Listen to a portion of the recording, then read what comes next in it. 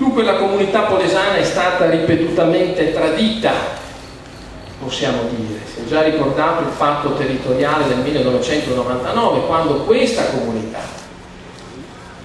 accettava la localizzazione davanti alle coste del delta del Po del più grande terminale gasifero del mondo.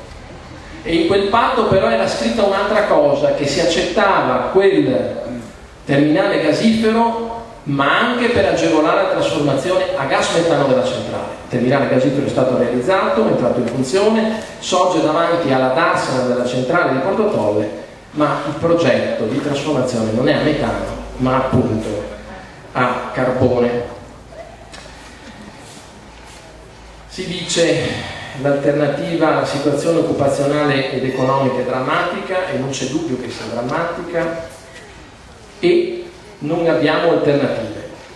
Un'alternativa c'è, l'abbiamo visto, è grande come il più grande terminale gasifero offshore, ma l'alternativa sono anche le energie rinnovabili, e qualcuno le ha liquidate recentemente come Ecoballe, il fantomatico comitato dei lavoratori della centrale che mi pare invece esprima più che altro le posizioni dell'addetto stampa di Enel.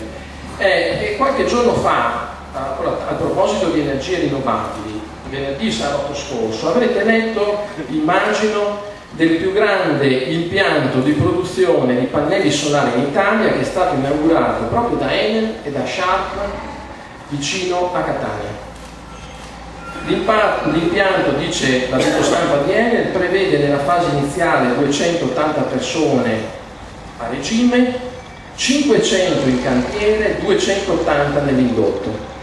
Ebbene, voi non lo sapete, ma questo impianto doveva sorgere in provincia di Rovigo.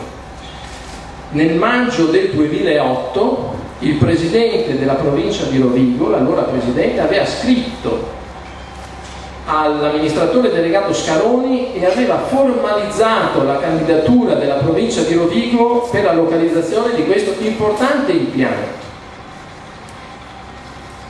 Quella lettera non ha mai avuto risposta, e questo è un altro segnale della considerazione di Enel nei confronti del Polese.